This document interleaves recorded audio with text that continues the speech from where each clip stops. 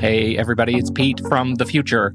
We recorded the episode you're about to hear, 2 weeks ago, something like that, and things were a lot different 2 weeks ago, if you remember. And so it may sound like we're speaking as if we have no idea what's going on in the world. I assure you, we do. Here's the thing. We thought about shelving this episode and releasing it again in months when whatever happens, happens. And then our fantastic Discord mom said, you know what? This topic, phone anxiety, dealing with talking on the phone, the anxiety that comes with using the phone, if you're living through this right now with phone anxiety, it's possible this subject is going to matter to you today. So we give it to you in an effort to, one, clean house on our end because we have a lot of production going on with specific resources around living in a pandemic and trying to help you through all of that. It's great stuff to come with some great guests who are ready and eager to help. Also because we just think this is a great episode and we hope that you get something out of it, even though it does sound like we're talking to you from another planet. So with all that said, here it is, dealing with phone anxiety. Stay safe, everybody, and don't forget to wash those thumbs.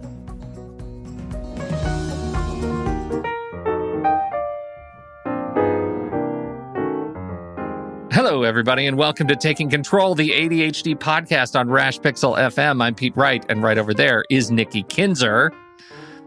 Hello, everyone. Hello. Nikki, you were sick last week. I know. I was sick last week. It's the first show I have ever done without you. I know. Or no, so weird. You didn't even do the show. Like You're delirious. Yeah, I wasn't. Yeah, it was the only show that I've ever not been a part of, is what I mean to say. That was weird. It was weird. I hope we did okay. I missed you guys. I know. Ari was great. But none of that really matters to our principal conversation today. The most important thing that I need to hear about, and I know select listeners want to hear about, is how'd you do at the mentalist experience? It was so phenomenal. Was it? It was so interesting and so weird. And it was a crazy experience. And if you ever have a chance to be around one, it is really amazing. Like, I just don't know. I don't want to bore people because it's hard to kind of explain, but there were things that I don't know how he did it. I don't know how he figured it out. I don't know. And we were a part of it. Like I had a little part of, he had to try to guess which colored dice I had picked and what number I picked. And he got both of them right. Wow. My friend had to draw something, had to be an object, and she drew a clock at 3 p.m. and he got it right.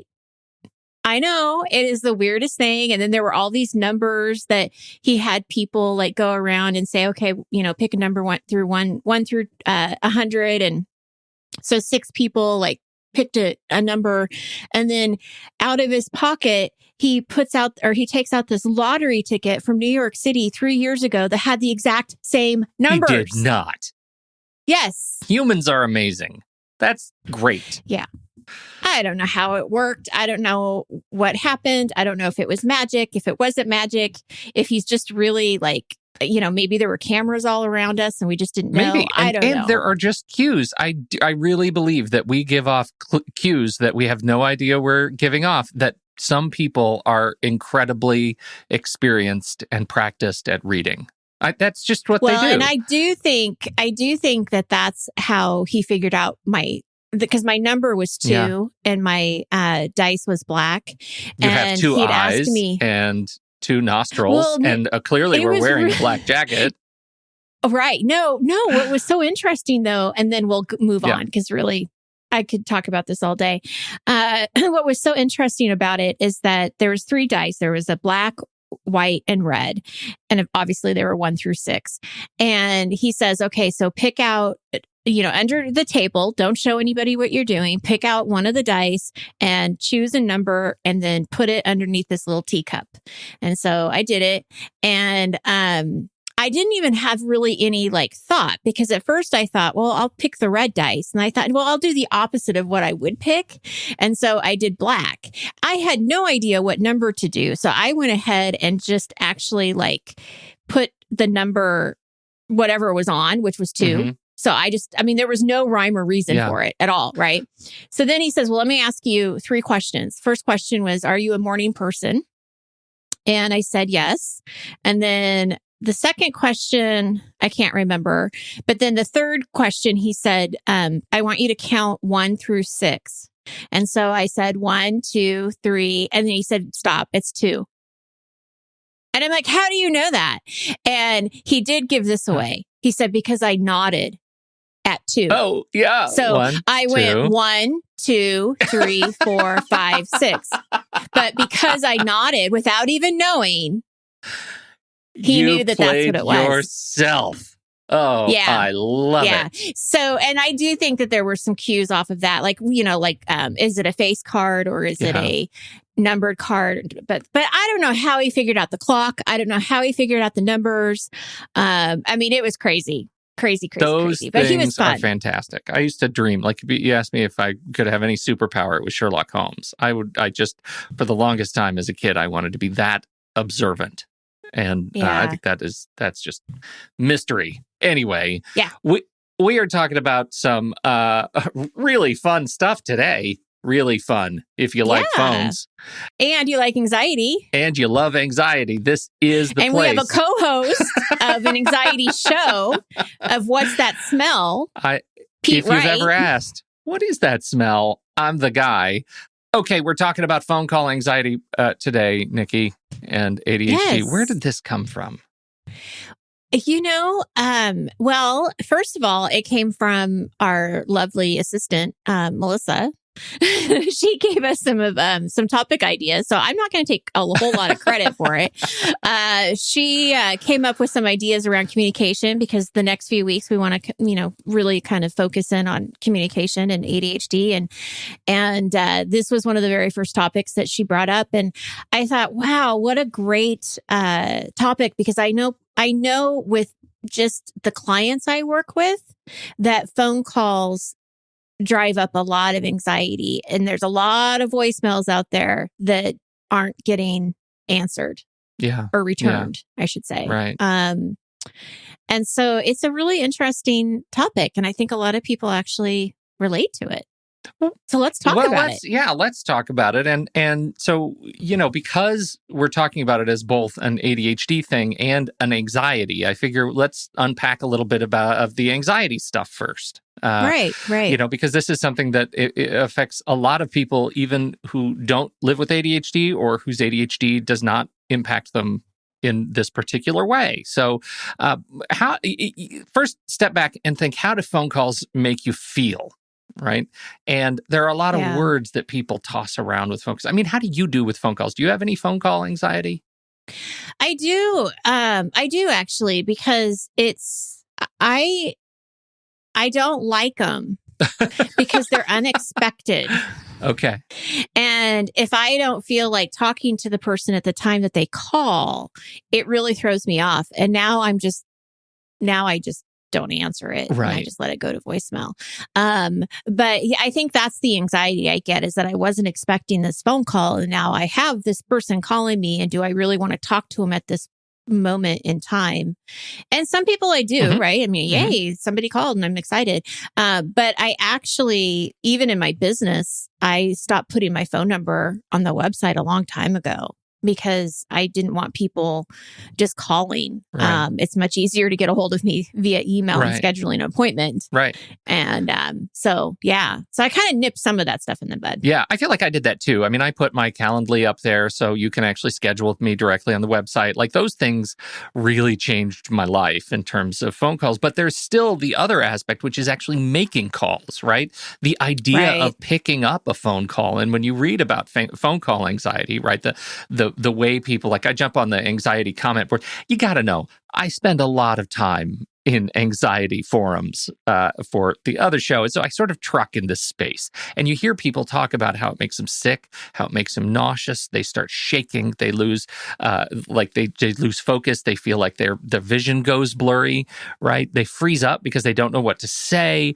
They're terrified of embarrassing themselves. They'll, as you mentioned, they'll delay calls. They'll avoid making calls. They just are overwhelmed by this spirit of anxiety. And many of them and don't understand that this is a real thing. Phone call anxiety is a real thing. It is a recognized part of social anxiety disorder, which is one of the 5 major types of anxiety disorders. Quick review: there's generalized anxiety disorder, GAD. It's one of my very favorites. There's obsessive compulsive disorder, OCD. There's generalized panic disorder. There is post-traumatic stress disorder, PTSD, and where we're talking today, social phobia or social anxiety disorder. I prefer social phobia because it's not SAD, sad. Oh, we're trying not to be sad. Social anxiety disorder. But here's what the definition is of a social anxiety disorder: an anxiety disorder characterized by overwhelming anxiety and excessive self-consciousness in everyday social situations. Social phobia can be limited to only one type of situation, such as a fear of speaking in informal or informal situations, or eating or drinking in front of others, or in its most severe form, may be so broad that a person experiences symptoms almost any time they are around other people. So, as any spectrum disorder, this impacts people in a lot of different and wonderful and terrifying ways. Right. So, we address this first because we recognize that you're not alone in experiencing this thing. It is real and recognized because there is an army out there of people who don't appreciate the phone very much, right? And so that's part of it. Now, why? Without reading ahead, Nikki, why do you... Oh, shoot. You caught me. You saw me reading ahead. I am almost a mentalist. That is amazing. I know.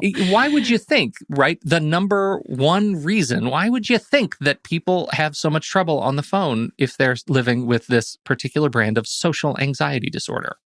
I'm going to guess that it's somewhat of what you've already mentioned. It's the fear of maybe being misunderstood, or the fear of, am I talking too long? Am I not getting my point across? Am I not happy enough? Am I too happy? I think it's just that judgment, that fear of judgment, that you're going to do it wrong, that somehow you're going to disappoint the other person on the other line. Yeah. That is certainly a big part of it. There's a lot of judgment. The number one reason when you talk to professionals about this thing who are studying communication disorder is that it comes because phone calls are all about the words, right?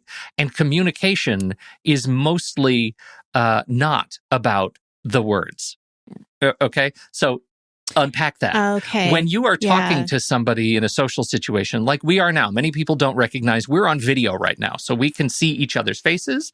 We can read each other's social cues when we're having a conversation.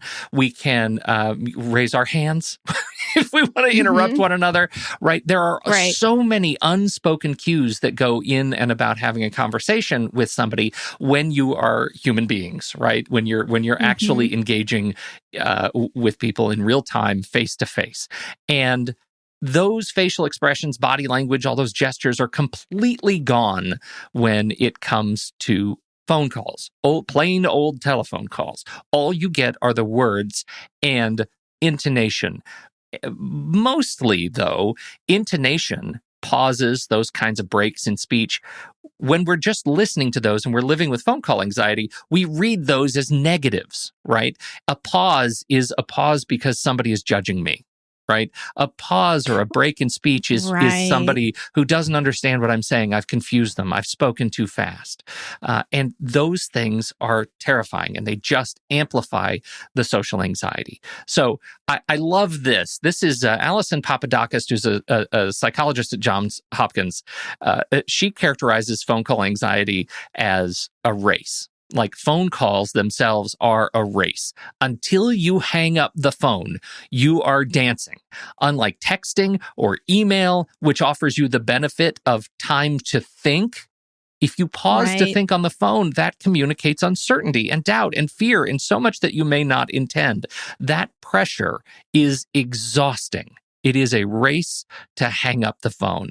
And I think that is a really great way to characterize just how a lot of people feel about picking up the phone and calling somebody. Jeremy Jameson at University of Rochester says, related to that, phone calls are longer than texts and emails, right? There is this undue pressure to have this conversation. When if you're texting, you can take a minute, you can think, you can rephrase, you can delete. If you're emailing, you can actually pose a thought that you've had time to think about before you actually press send. And those things on the phone call can be terrifying. What do you think so far? Oh, I think it's so true. In fact, I relate to this so much, especially the race part, because I think that especially when I'm talking about in my job, in my work, right? If I'm talking to a new client or an inquiry, or I'm talking to a parent who has a student who, may want to coach with me, there is this like pressure of, did I say everything I needed to say? And did I answer all the questions? And then even if they ask me a question, I'm not really sure, you have this pressure of, I've got to answer this question. I should know this question. Totally. And then you get off the phone, you're like, I wonder how I did. I wonder if they're going to choose me. I wonder, and then you're ruminating over everything that was just said. And the other thing that I really relate to is that, I think what I was trying to talk about earlier is, when you get an unexpected phone call and you're not really ready to talk to that person, or you don't really want to talk to that person at that time, it does give you that pressure of, I have to put them to voicemail. And then there's this little guilt that you're putting them to voicemail because it's not on your time frame. And then I feel guilty about that. Right. But with text, you're right. It's like they could text me and I have the freedom then at that point to get back to them when I want to. I think we're seeing a shift in that guilt piece. I want to come back to that because I think that's a really great observation about how you feel when you flush someone. And flush is not a great term, but I still love it when you send somebody to voicemail. But we'll talk about that in a minute. I do want to come back around to this judgment piece because Jeremy Jameson at University of Rochester, I mentioned earlier, he had this to say about judgment and the social contract, right? All of our survival as humans depends on other people. We are very social creatures. So anytime we put ourselves out there to be evaluated, that produces a lot of stress for us. It's kind of the same thing as public speaking or going into a job interview or other sorts of experiences that tap into this evaluation process. People perceive that they might not be able to perform well in those situations. And phone calls are improvisational opportunities for self-judgment, right? And we are not all trained improvisers. And that gives us way too much time to reflect on how bad we are at opening our mouths when we don't have time to actually think about it. Yeah. And his observation is that the stakes are actually even higher when you have a closer relationship with the person you're calling, because now you're thinking not what you would expect, right? Not that, I'm just talking to Nikki on the phone and she understands me and we've known each other forever and we're dear friends. And of course, if I screw up on the phone, she's going to understand, which is the reality. Right. At least I hope it is. It is. But what I'm thinking in my lizard brain is, oh my God, I've known Nikki for a long time. And we have this deep relationship, having worked together for so long. And if I screw up on the phone, I might damage that. Right? Yeah. You are actually... You go to the catastrophizing. Catastrophizing. Yeah, exactly. Thank you. Right. Yeah. Catastrophic thinking is always in the back pocket of those living with anxiety. Never, I mean, we talk about it on every single episode of What's That Smell? It is the way our brains work. It's just the planet out around which we orbit is being able to magnetically find the center, the beating heart of the catastrophe that's always at hand. Yes. So worst case scenario. Right. And so that inexperience is something we have to acknowledge. That inexperience, you just don't pick up the phone that often, right? Especially now, how much do we love saying, "Oh, kids today," right? Oh, those. Yeah, we had that home phone. We had that. Oh gosh, when I used to carry around with a 45-foot stretched out cable around the thing. Yes, around the corner. Yeah. Well, we had more practice picking up the phone. It was part of our cultural identity. We learned to make calls earlier. We made more calls more frequently, and even dumb calls we made a lot because we couldn't find out answers online. So we had to call the deli to find out if they had our pulled pork in, or we had to do those things. We don't have that. Call the movie theater to find out what movies were playing and when. This is movie phone, right? I mean, we had to do that. And younger generations right now have less experience doing that. So the pressure is higher for the calls that they do have to make. The stakes are generally and observably higher for them. That's a good point. So these are all things related to the phone call anxiety part. Are we doing okay so far? As I'm spouting all this stuff out at you. All right. So let's talk then about ADHD and calling. I have a hunch that ADHD exacerbates existing phone anxiety.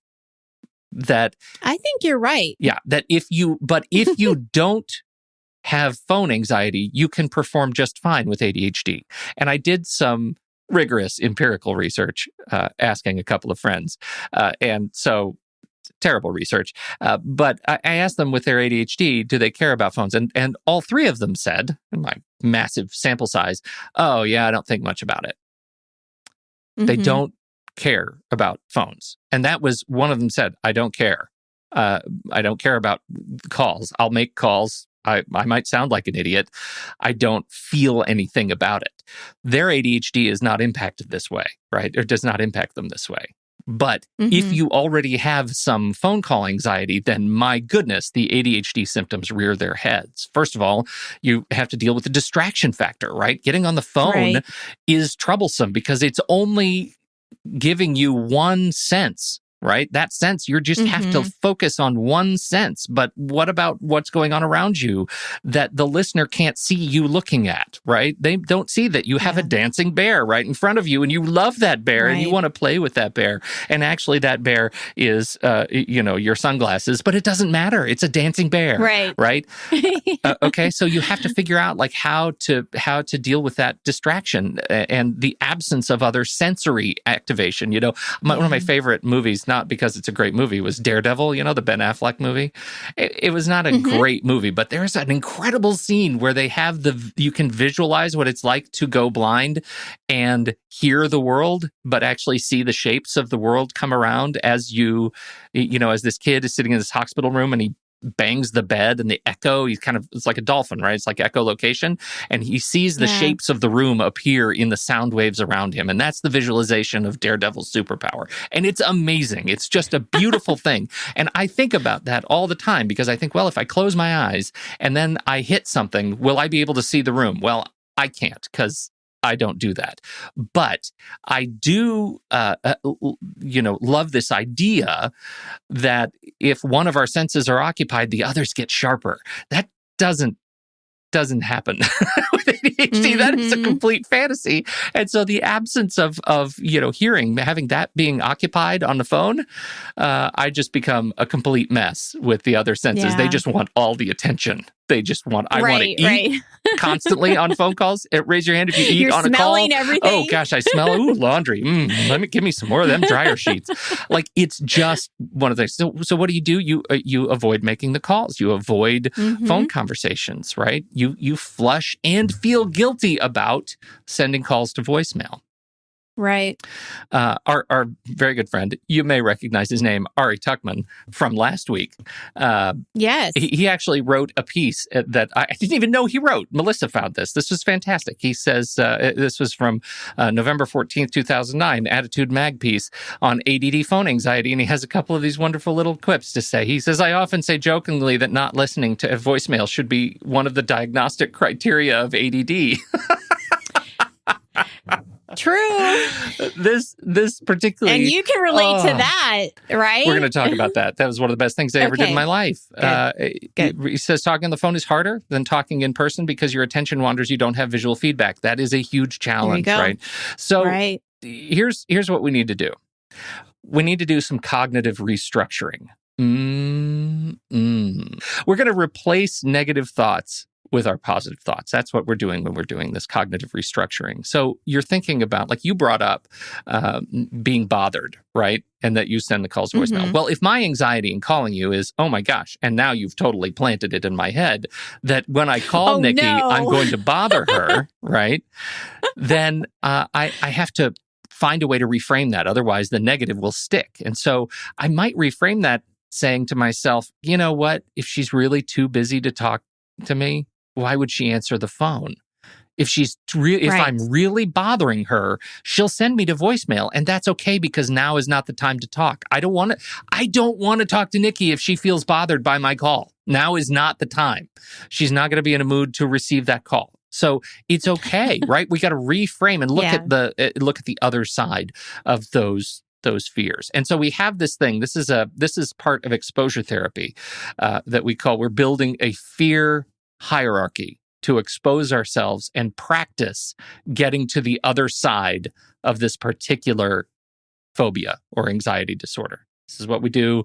Is this something that did you make this up, or is this like a therapy thing that people do? This is exposure. So for me, I have a phobia of needles. I pass out when needles get close to my inner forearm. It is a long-running thing. It's plagued me as a kid, as an adult. I just roll over. And now the nurse just says, look at the little ducky picture, and my eyes cross and I go down. So I have to go through this sort of cognitive restructuring and build the fear hierarchy. Now, when I went through this, they didn't do it. They didn't call it the fear hierarchy, but that's what it is. You take the things that you are scared of about this experience, and then you rank order them from least scary to most scary. So for me, it was like looking at a needle. I don't have a problem looking at a needle, right? What about touching a needle? Ironically, I don't have a problem touching a needle. What about me touching a needle and actually touching the metal part of the needle and rubbing it on my own skin? I don't have a problem with that either. I'm 100% in control of that. I can do that. And so they give you the tools to actually practice all that stuff on yourself, like with yourself. And slowly but surely, the things that you are scared of come more into focus. And for me, it's when somebody else has the needle close to my forearm, right? Or close to my body, right? So in my case, I had to confront all of those when my dad had his, quadruple bypass surgery, and they actually put the IV in his neck. And that was a terrifying and horrible thing. But once you go through that, that exposure desensitizes it to you. And that is what happened to me. And I feel better about it. So we have to build our hierarchy of fear around phone anxiety, right? That's a big thing to get yourself in a practice of overcoming the things that you're terrified of.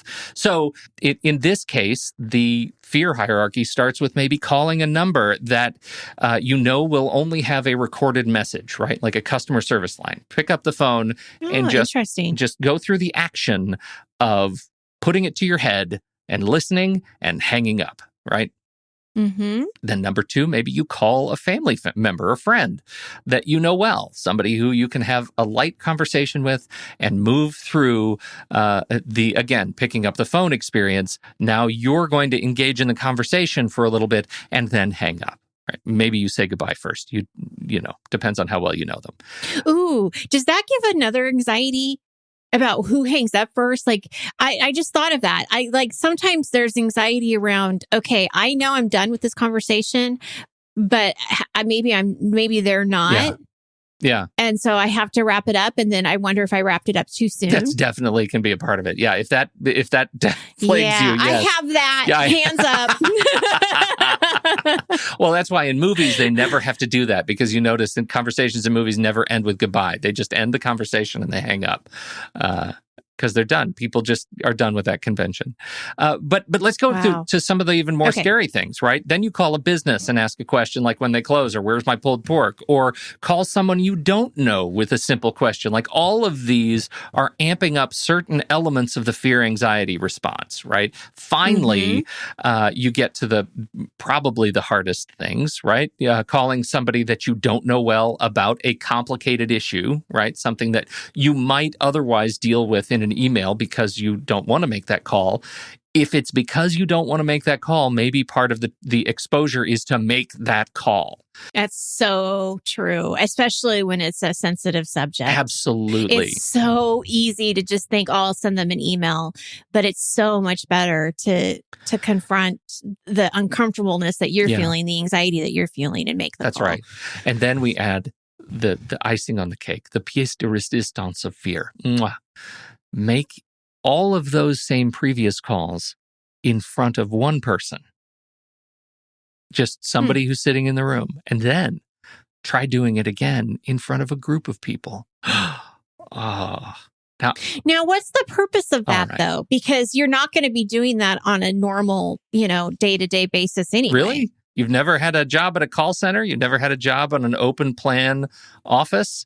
This is the context of these phones, because the people who are the people who are feeling that anxiety, they don't like using the phone at work at all, because people are around there constantly half listening to half the conversation, right? That's when that anxiety rears its head the most. And arguably, it's most important that you get over that, because a lot of places that require you to be making calls or engaging with the phone, they're doing it probably in some cockamamie open plan office, and it's just bad. Right. Or the worst, you have a small office. My first job, it was a small office. We all had half stupid cubicles, right? So you didn't even have the illusion. Mm-hmm. You had the half illusion. So you could see everybody's heads, you could hear everything, but you had this stupid half wall that was just like, we thought about putting cubicles, and then we thought, no, we hate you. So we put half cubicles to really hammer it home. Yeah. So those are the constraints where you have 2 or 3 people in an office and only one person has to make a phone call. Who's going to pick up the phone and make that phone call? Can you imagine the anxiety that comes around that? It's terrible. So you've got to get to the other side of that piece, and learning how to make it a performative experience, something that you just recognize, I have to get to the other side of this. That's really important. So we have a couple of possible solutions that I want to talk about as we wrap up. Number 1, make use of visual voicemail. Now, if you're an iOS user, iPhone user, your visual voicemail is built into the phone. And so you should be able to look at your voicemail messages and see a transcription of your voicemail. For Android, I don't believe it comes stock on Android, but most of the phone carriers do offer some sort of basic visual voicemail built in that Android will plug into. That's my understanding. If you don't have that, check out Google Voice. It is super easy to get that set up. It's there's a little bit of a downside there. You have to set up a new phone number, but don't worry about that. You don't actually need to receive calls on that phone number. You just need to go through the process of setting it all up, and it's free and it's available for everybody. Actually, iOS users can use that too. I have a Google Voice number. It's pretty standalone. And the transcription, Google's transcription is great. They've been doing it the longest. They actually acquired a company. It used to be called Grand Central. It's been around forever doing exactly this kind of thing, transcribing voicemail. I find sometimes my iOS transcriptions are not great, where the Google Voice transcriptions are great. We'll put a link to some other really great services, but those are the basic ones. They're free. Generally, they're closest to you. So super useful there. I think headphones are important, but I didn't have any real success in fighting my personal ADHD focus issues with my headset. I used to have a Jabra kind of one ear thing that hung out like a dummy, right? Hangs off your head. That was okay. But for me, the real, I don't know, the sun came out when I got my Bluetooth headset that actually covers both ears and lets me make those phone calls, right? Like when the iPhone first came out, or with the cable, and I could make calls and cover both ears, so I'm hearing the call in my head completely.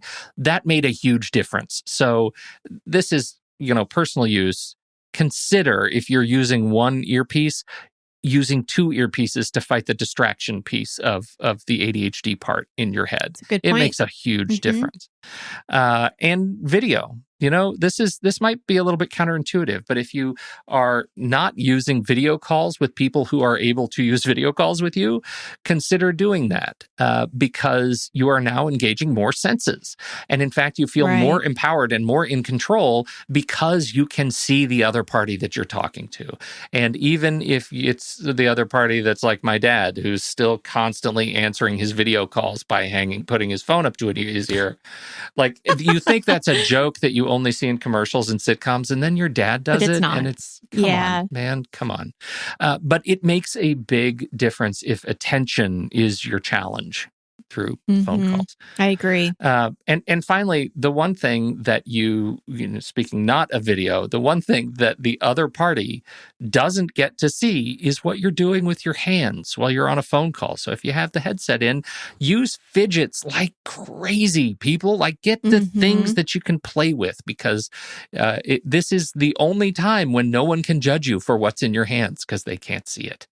So right. there you go. What do you think? Right. How do we do?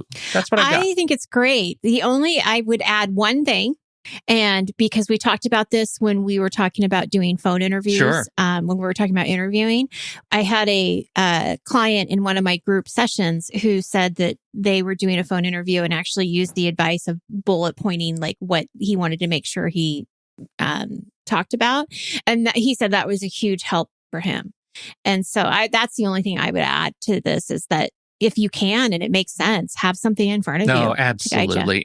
Especially if you're going through the fear hierarchy and you want to explore like the things that you're scared of and you're preparing for a complex phone call, definitely write down some points you want to talk about, right? And we maybe don't talk about it enough on this show because we're sort of having a call, right? We're doing as we record this thing. Oh, I can't think about it too much, because if I do, then I would probably go into I would probably go into a panic, and then I don't know if we would ever have the show again. And so I just don't go there.